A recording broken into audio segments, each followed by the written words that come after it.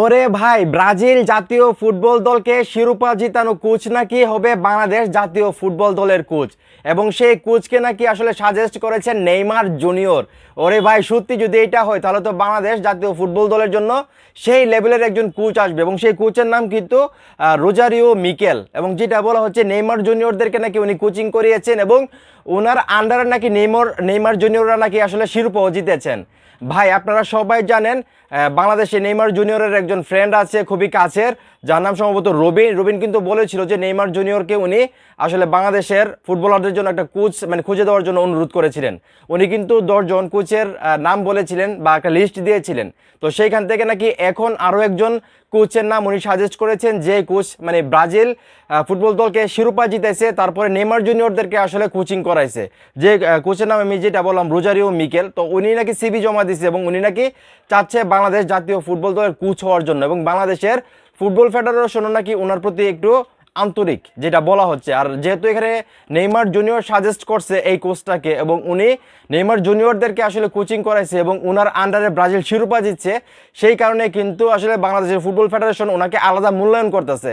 যেখানে নেইমার জুনিয়রের নাম আছে, উনি তো কোনো আজেবাজে কোচ আসলে বাংলাদেশের জন্য সাজেস্ট করবেন না। আর যেখানে এই কোচ আসলে ব্রাজিল দলকেই আসলে কোচিং করাইছে, এবং ওনার আন্ডারে আসলে শিরোপা জিতছে, তো বুঝতে পারেন ওনার যোগ্যতা কতটুকু।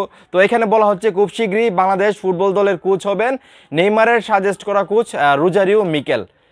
মোটামুটি 100% কনফার্ম না হলো 70-80% কনফার্ম করে বলা হচ্ছে যে হয়তোবা ওনার সঙ্গে যদি বলে ব্যাটে মিলে যায় বাফুফের, তাহলে হয়তোবা উনি হামজা চৌধুরীদের কোচ হয়ে যাবেন। আর আমি যেটা বললাম, উনি ছাড়াও কিন্তু আর্জেন্টিনার, জার্মান, অনেক দেশের স্পেন, অনেক দেশের আসলে কোচ সিবি জমা দিয়েছিল বাংলাদেশ জাতীয় ফুটবল দলের কোচ হওয়ার জন্য, যেখানে অলরেডি 270টা না 80টা সিবি জমা পড়ছিল। ওইখান থেকে প্রায় 150 অলরেডি বাদ দেওয়া হয়েছে, আরও 100+ কোচদেরকে আসলে নির্বাচন করা হচ্ছে। ওইখান থেকে হয়তো 3 জন কোচ সম্ভবত নির্বাচিত হবে। তো এখন যেটা বলা হচ্ছে যে রোজারিও মিকেল আসলে ওনার নামটা সবার আগে আসতেছে, যে উনি হয়তো বা হামজা চৌধুরীদের দায়িত্ব নিতে পারে। তো যাই হোক, নেইমার জুনিয়র একজন কোচকে সাজেস্ট করছে, সে অবশ্যই খুব ভালো একজন কোচ, এবং যেখানে নেইমার জুনিয়রদেরকে উনি কোচিং করাইছে, এটা চারটিখানি কথা না ভাই। তো দেখা যাক আসলে বাফুফে কী সিদ্ধান্ত নেই, হামজা চৌধুরীদের কোচ হিসেবে আসলে রোজারিও মিকেলকে আসলে নিয়োগ দেয় কিনা, নাকি অন্য কোনো দেশের কোচকে নিয়োগ দেয়।